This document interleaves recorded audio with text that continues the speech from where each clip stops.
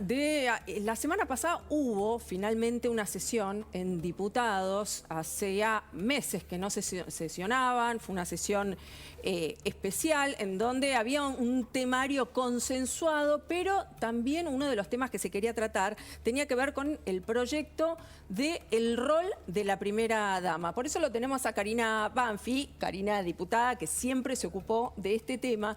¿Por qué es importante este tema? Porque es un vacío legal en donde la primera dama puede hacer lo que quiera, puede usar fondos que no se saben de dónde salen, ni cuánto gasta, puede contratar gente a través de distintas secretarías del Estado. Por lo general hacen un dibujo en donde, por ejemplo, su asistente personal estaba contratada a través de la Secretaría General de la Presidencia, pero no hacía funciones, no tenía funciones asignadas dentro de esa secretaría, sino que la asistía la primera dama. Y así podemos contar un montón de cosas. Saben que es un tema que seguimos de cerca, tanto Karina como yo, y ahora también les vamos a refrescar un tema donde el gobierno no da respuesta. Karina, ¿qué pasó con este proyecto? Bueno, yo tuve que pedir un apartamiento de reglamento, que es una manera que tenemos una discrecionalidad dentro del reglamento que nos permite meter un proyecto aunque no esté en el temario, porque si yo lo hubiese pasado por la comisión y todo eso tampoco iba a salir, porque la verdad, y como muchos me decían en el recinto mientras yo explicaba de qué trataba este proyecto, consideran que no es un tema importante. Me refiero al frente de todos, ¿no? Al oficialismo. Consideraron ellos que no era un tema importante a tratar, ni urgente. Para mí sí, porque como bien explicabas, Guadalupe, los cónyuges presidenciales en realidad no son funcionarios públicos, y ahí empezamos en un dime y direte si aquellas leyes de ética pública les alcanzan o no, como la ley de ética pública, la ley de acceso a la información pública, la ley de declaraciones juradas. De eso se trata este proyecto que presenté, para ordenar cuál debe ser la función de la primera dama. E incluso les digo en ese momento, si queremos discutir o debatir la existencia de los cónyuges presidenciales en el marco de la presidencia de la Nación, discutámoslo más adelante, pero lo que no puede seguir sucediendo es que esta gente viaje con la plata de nuestros impuestos, haga jornadas, viajes, tenga eventos propios e incluso nos represente en algunas instancias sin que nosotros tengamos conocimiento de ello. Nosotros le damos una potestad al momento de votar al presidente de la Nación para que luego desarrolle con su gabinete funcionarios públicos que elige por cuestiones de confianza personal, y son ellos quienes tienen que representar al gobierno. De pronto aparecen estas figuras que no sé si realmente nosotros nos sentimos cómodos representados y representados en determinadas agendas, por ejemplo, la agenda del bullying que anda para todos lados, en una campaña que está haciendo con escolas y el Vaticano, pero que ese viaje, como bien vos recordabas, Guadalupe, que es una investigación tuya, en donde efectivamente ella se tomó unos días en Roma y hubo días que no tuvo agenda. Eso, ¿Y qué es lo que hizo? Lo repasamos, porque siguen sin contestar qué hizo la primera dama en esos Eso está días. mal, eso está mal. Recordemos que la primera dama se cansó de violar la cuarentena, no solo con el tema del cumpleaños, el 14 de julio, que fue su cumpleaños. Mira, justo, estamos a 10, estamos ya casi para conmemorarlo y saludarla por su cumpleaños. No solo se cansó de violar la cuarentena en esos términos, sino que, por ejemplo, utilizaba helicópteros presidenciales, aviones presidenciales para ir a visitar a su familia cuando estaba prohibido viajar, sin ninguna actividad oficial. Su familia vive en Misiones y ella por lo menos 4 oportunidades fue durante la cuarentena, cuando estábamos todos encerrados y ninguno podía ver a sus familiares. O sea que encima utilizaba fondos públicos para cometer un delito. Recordemos esto, que encima la primera acompañante lo tildó de fake news, y ahora les voy a explicar por qué no es fake news, y la desafío a que me lo discuta. Noviembre de 2022, recordemos, este fue el viaje que tuvo 2 etapas. Primero, y fue con el presidente Alberto Fernández a París, participó de actividades oficiales en París con Macron. Después Alberto Fernández se iba a Bali a participar del G20, ¿era G20? Si mal no recuerdo, Sí, creo que sí, fue G20, del G20 correcto. en Bali, que fue ese viaje en donde él después se descompuso y tuvo que volver. Y Fabiola Yáñez permaneció en Europa, supuestamente por actividades oficiales en Italia. El viaje, les decía, constó de 2 tramos. Primero en Francia, donde sí tuvo actividades oficiales como primera dama, lo acompañó en todos los eventos donde estuvo el presidente Alberto Fernández, y acá es donde ella tilda de fake news esta noticia, que no es tal, y obviamente tengo todos los comprobantes, porque encima es un acceso a la información contestado por Julio Vitovelo, por la Secretaría General de la Presidencia, así que en todo caso le tiene que decir a ellos si mienten o no.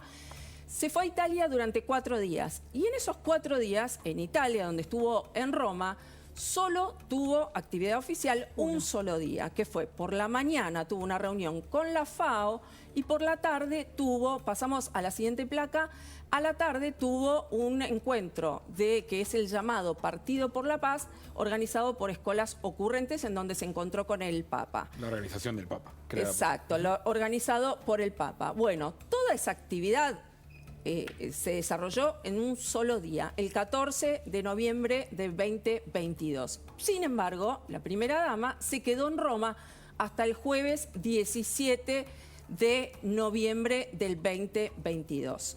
¿Qué hizo esos 3 días enteros en donde estuvo en Roma sin ningún tipo de agenda oficial y acompañada por su mejor amiga, Carolina Marafiotti, que también iba en calidad de personal de protocolo y ceremonial, cuando en realidad iba como amiga, porque en esos 3 días no la tenía que asistir en ninguna tarea de protocolo y ceremonial? Y les tiro un dato. Se fue a Le Labo, hay un negocio que se llama Le Labo, que es un local carísimo, es una cadena que está en Europa, carísimo, que te hacen perfumes personalizados. Te diseñan el perfume que vos quieras. Un frasquito así de chiquitito, sale 80 euros, de ahí para arriba. Bueno, ahí le encargó un perfume al presidente Alberto Fernández. Que me lo desmienta, que me lo desmienta. No para ella, para Alberto. Hay el foto. perfume. Para Alberto el perfume. Para no para Alberto. ella. Le diseñó un perfume en Le Labo. Lo que ella decía fake news y como la forma en que ella contestó toda esta información, que yo la di en Buen Día Nación con Luis Novarecio, ella muestra, para desmentir que sí tuvo actividad oficial, ella muestra lo que hizo en Francia. Claro. Y lo de Escolas Ocurrentes, que fue esa tarde del lunes. Pero sigue sin responder qué hizo el resto de los días.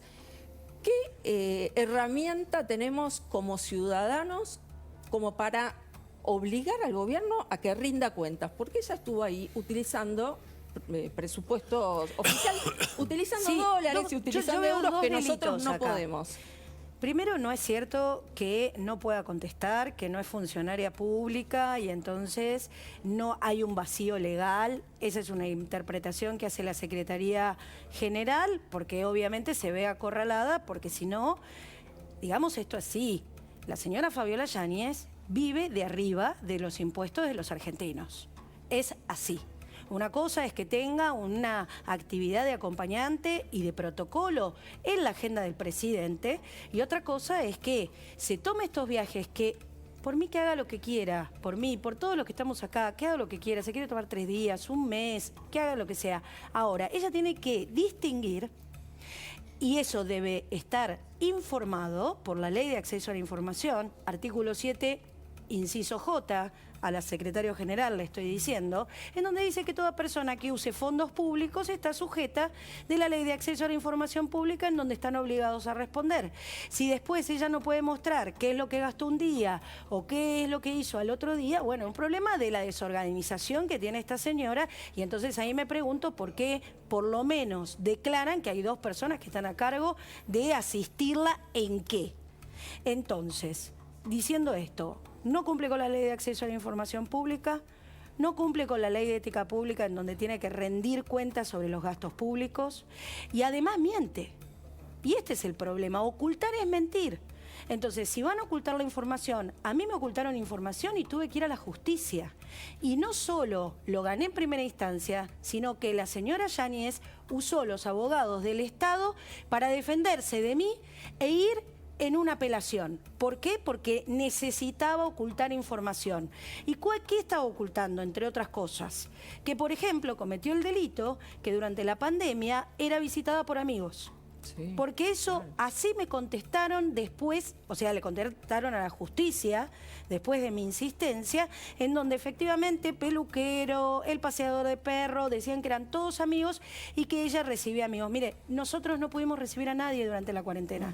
La cuarentena más larga del mundo. Ni siquiera pudimos visitar a nuestros familiares. El padre de Solange no pudo despedirse de su hija en Córdoba, mientras esta señora recibía la visita de su amigo el peluquero.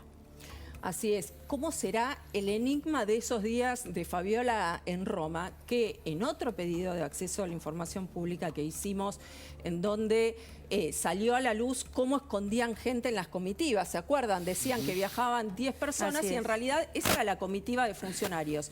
Pero atrás había un séquito de personas, de las cuales no se conoce la identidad, que llegaban a duplicar y hasta quintuplicar. Hubo un viaje a Perú en donde la comitiva oficial fueron 10 personas, pero la comitiva de personal de asistencia, creo que le llaman, y bajo ese paraguas ocultan la identidad de estas personas, que llegaron a 60 personas. Y Guada, recordá que 60. fue desde el primer viaje, que si no me equivoco fue un viaje a Israel que hizo el Exacto, presidente, en donde enero. ya ahí hubo información de Fabiola viajando con asistencia personalizada. Algo que no es que fueron durante que fue avanzando el gobierno, decir, bueno, que Fabiola se vaya sumando desde el primer día, tuvieron esa actitud. Exacto, y a raíz de esa polémica, porque viajó con la vestuarista, es que empezaron a ocultar a la vestuarista bajo este personal de protocolo y de asistencia, y entonces no daban el nombre a la prensa. Bueno, toda esa información de todos los viajes presidenciales que lo dimos acá en La Nación Más, mencionaron todos los viajes menos uno. ¿Sabes cuál? Justo el de Fabiola en Roma. Ese se lo saltearon, no se sabe qué hizo y vamos a seguir ocupándonos de ese tema porque están obligados a rendir cuentas, porque están haciendo estos viajes con nuestros impuestos. Y la primera dama no tiene por qué irse de vacaciones a Roma, y sobre todo cuando el común de los argentinos no tiene acceso a los dólares. Y te puedo agregar una cosita más, porque al haberme metido con este tema, obviamente siempre te contestan, ¿y qué pasó con Aguada? ¿Y qué pasó con Pertiné? ¿Y qué pasó con no sé quién? Miren, en el caso de Aguada, que es el recientemente anterior, tenía un solo asistente y cuando viajaba sola. Y se arreglaba, porque muchas de las excusas es que hay que ayudarle a arreglar, no sé, abrocharle el vestido, no tengo ni idea. En el caso de la señora Aguada, se arreglaba sola. Creo que eso hay que destacarlo también, porque había una conciencia de que eso podía traer algunos ruidos, no porque no lo pudiera hacer, porque lo que no está prohibido está permitido, pero que me parece que uno, cuando dice que es transparente, tiene que mostrarlo y no solamente decirlo. Así es, Karina. Bueno, muchísimas gracias. Y ahora nos vamos a otro de los temas que obviamente son los temas que le importan a la gente, ¿no? Inflación, inseguridad son los temas que este gobierno no puede llegar a decir que encontró algún tipo de solución, más bien todo lo contrario. Nos vamos... recién Claudio mencionaba el tema de la interna, en donde la propia Carrió también mencionó que podía haber derramamiento de sangre. ¿Cómo estás viendo vos la interna dentro de Juntos por el Cambio? Bueno, yo soy parte de esa interna. Estoy acompañando en la Fuerza del Cambio a Patricia y a Cristian Ritondo encabezando la lista, y yo voy como candidata segunda a diputada nacional. Y me parece el análisis que hace Claudio es súper interesante porque tiene como dos aristas. Una, creo que lo que plantea Patricia principalmente es hablar que lamentablemente el debate no está en el Congreso, donde supuestamente se puede trabajar acuerdos políticos y de concertación. Hoy el debate está en la calle, lamentablemente. Esta es la sinergia. Nosotros lo tenemos que llevar al Congreso de la Nación, pero claramente las primeras disputas que te están planteando Kicillof, Infran, el propio Massa contestando, es que van a sostener estos grupos de choque en la calle, y es ahí donde nosotros no estamos respondiendo de manera virulenta, estamos respondiendo que con la ley y con la Constitución. ¿Cómo lo haces? Bueno, frenando justamente los procesos delictivos y de violencia que se tienen, que ellos manifiestan que van a generar, porque los que están hablando de muertes, de sangre, de derramamiento de sangre, todo este discurso belicoso que instalan, que comparto plenamente el análisis de poner el foco con frases totalmente que pueden alertar a una sociedad para llamar la atención sobre ese debate y no sobre la inflación, sobre la falta de recursos que hay en todo tipo de obra pública que es necesaria para reactivar la economía de la Argentina, sobre el tema de educación. En la provincia de Buenos Aires, yo estuve todo este fin de semana recorriendo todo lo que es la zona oeste. Realmente lo que te cuentan los padres sobre lo que ha pasado en la educación en la provincia de Buenos Aires durante todos estos 4 años es una tragedia. Digo, entonces poner el foco ahí no, hablamos de estas cosas terribles, así que el poco que atiende empieza a desconocer cuáles son las verdaderas propuestas y nos ponemos el foco en el derramamiento de sangre. Pero quiero decir esto, porque el señor Kicillof es un cara dura.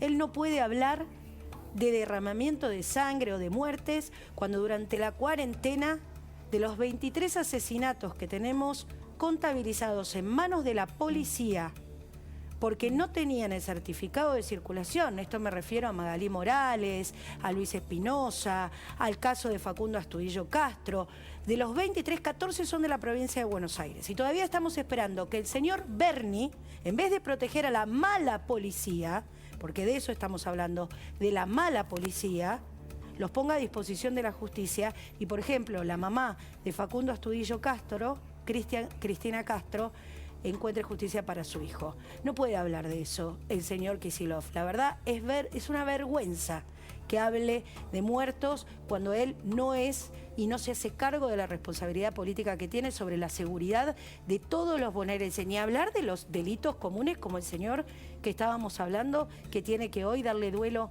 a su amigo. Eso es de la cotidianidad, y eso también es violación a los derechos humanos y falta de una protección a todos los ciudadanos. Bien, mencionabas a Patricia Bullrich, que hace instantes le contestó a Sergio Massa a través de Twitter. A ver, tenemos el tuit: la estrategia del oficialismo es resistir el cambio en la calle y con muertos. Esto es lo que decía sobre la sangre. Le respondió también porque esta mañana Sergio Massa la levantó en la pelea a Patricia Bullrich y en una radio habló de los dirigentes de Juntos por el Cambio que pasaron por diferentes partidos, y sobre Patricia Bullrich dijo: ¿cuál es Patricia Bullrich? La de Montoneros, eso, la que estaba con Menem, sí, empezó a buscarla por ese lado, y acaba de contestar Patricia Bullrich hace segundos nada más. Bueno, con pero un tuit. Esperá, el muerto se ríe del degollado, claramente, ¿no? Claramente, a ver, fíjate en el placar a ver quién tiene más saltos de partidos políticos. Sergio Massa había arrancado en la Juventud Liberal, en la UCD, después pasó por el peronismo, tuvo su propio partido, dijo que iba a meter presos a los ñoquis de la Cámpora, volvió al Frente de Todos. El futuro no sabemos qué lo va a deparar. De la Cámpora. Y Patricia Bullrich también pasó por todos los partidos políticos. Es una de las que quizás más dio pasos de partidos políticos, y ahora terminan también enfrentándose en las presidenciales. Esto le contestó Patricia Bullrich en Twitter a Sergio Massa, donde le dice: ministro de Economía Sergio Massa, en vez de perder tiempo criticándome, ¿por qué no trata de resolver la inflación de 120% anual y sus consecuencias que padecemos todos los argentinos? Le hace un favor claramente también Massa a Patricia Bullrich. Massa siente que tiene más chances de ganar un balotaje si ese balotaje es contra Patricia Bullrich. Es lo que le marcan algunos números, que quizás Patricia Bullrich tiene más dificultades de sumar voluntades que Horacio Rodríguez Larreta. Otros números dicen que no es así y que quizás junta con más facilidad Bullrich todo lo que es de Milei, entonces también le ganaría, pero en todo caso sabe que tiene más chances ahí con Patricia Bullrich. Y a Patricia Bullrich le sirve porque no está peleándose con Rodríguez Larreta, sino que se pelea directamente con Sergio Massa. Acá lo que estamos viendo en el graph es el centro del problema. Ayer en todos los discursos que se escucharon la palabra, y los volví a revisar, la palabra inflación no aparece en ninguno. Claro. Ni una sola vez se menciona la palabra inflación. Es que volvemos a 2014. 2014, toda la campaña de 2014 y 2015 no se habló de la inflación. No. De hecho, Se metió no abajo de la existía, alfombra, no se metió abajo existía de la la alfombra medición de inflación como una referencia. Por lo tanto, volvemos a 2014 en varias cosas. Deuda, ocultamos la deuda que se acumuló en los últimos 3 años y medio. Porque se habla solo de la deuda en dólares. Exactamente. Se hablaba en ese momento. Y no se habla de inflación. Estos son los parecidos que tiene esta campaña de parte del oficialismo con la que tenía en 2015. Y todo el debate sobre la sangre en la calle, la resistencia, la derecha, es esto. Porque básicamente el Frente de Todos, ahora Unión por la Patria, se abraza a Massa para que Massa se haga cargo de llevar adelante un discurso que saben que no puede evitarse, es el de las reformas. El Fondo Monetario, las dolorosas y terribles exigencias que pone en el Fondo Monetario son solamente el 10% de las reformas que este país debería hacer si quiere que el año que viene no sea más horrible que este. Todos los que estaban ayer en el acto y todos los funcionarios y todos los candidatos de Juntos por el Cambio saben que el año que viene va a ser espantoso y que el otro también va a ser espantoso y que el tercer año también va a ser espantoso. Entonces, como saben esto, obviamente el Frente de Todos ayer se dio el lujo de hablar del sexo de Los Ángeles y discutir en base a si la calle la tomo, si la calle no la tomo, si va a haber menos gas o va a haber menos gas, cuando en realidad, habría que haberlo escuchado a Cristina, el debate central lo planteó el mismo Frente de Todos ayer arriba de la mesa y era, te digo, para ir al tema de la inflación, ¿qué hacemos con los 4.200 millones de dólares que se van a ahorrar en importaciones de energía una vez que el gasoducto entre en producción total? Cristina lo dijo en el discurso, los quiero para seguirle subsidiando la tarifa a los argentinos. Massa también lo dijo, los quiero para bajar la deuda. Ese es el tema. ¿Cuál es el relato que le hace Massa al kirchnerismo para contentarlos y ofrecerles un supuesto horizonte mucho más benévolo del que todos sabemos que va a tener que afrontar? El relato que él les hace es, no va a ser tan grave, el próximo presidente va a tener una situación cómoda, porque vamos a tener los 4.000 millones de ahorro de la energía y porque además, a diferencia, él ya está contando con una cosecha que no sabemos cómo va a ser, vamos a tener, en vez de 20.000 millones menos que los que tuvimos este año, vamos a tener 30.000 millones más. Es decir, ya está contabilizándoles y les cuenta eso. No sabemos si va a llover, si no va a llover, si va a haber inundaciones o va a haber sequía. Él ya le está contando para decirles, no vamos a hacer ni una devaluación brusca, ni vamos a hacer un acercamiento de la brecha brusco que lleve a tener inflación y además no lo necesitamos porque vamos a tener ingresos. Claramente. O sea, tampoco van a hacer ajustes. Claramente. Bueno, es que ese es el tema. Se ha vestido de los Reyes Magos. Todo esto va a pasar si cambia algo. Ahora, si seguimos exactamente. Emitiendo y tirándole 500 o 600 mil millones cada 3 meses del Banco Central al Tesoro, y si vamos a seguir subsidiando prácticamente, como estamos hoy, el 70% de la energía que consumen los argentinos, este horizonte que está contando Claudio no va a existir. Está claro que no va a existir. Pero además, lo mejor de todo es que él se lo cuenta a una electora calificada y privilegiada, que es Cristina. No es esto lo que él dice. Él necesita mantener hacia adentro la paz interna y la confianza para que soporten lo que muchos temen, que con él va a ser un viraje a la derecha para poner orden a cuentas que resultan inexorables. Que no es un tema menor. La gente en su casa debe estar preguntando, bueno, ¿en qué me toca a mí esto?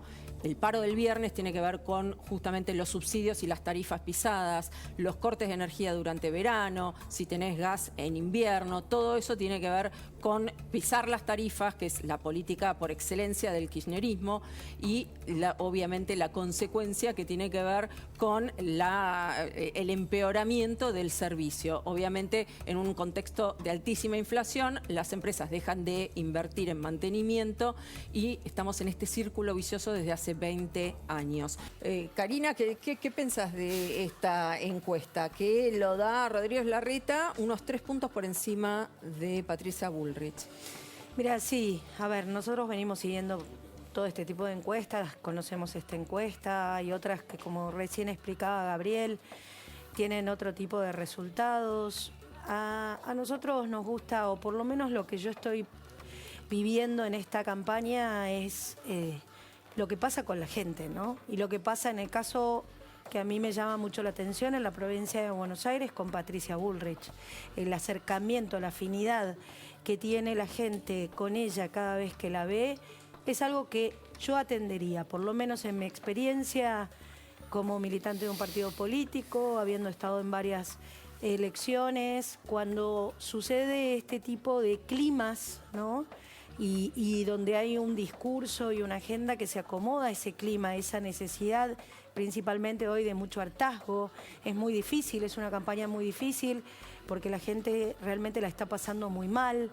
Te sentás con ellos y te dicen, no me alcanza la plata, no llego a fin de mes. Sí, claro. Y la verdad lo que vos podés responder es bastante poco, teniendo en cuenta mi rol desde el Congreso de la Nación, ni a hablar.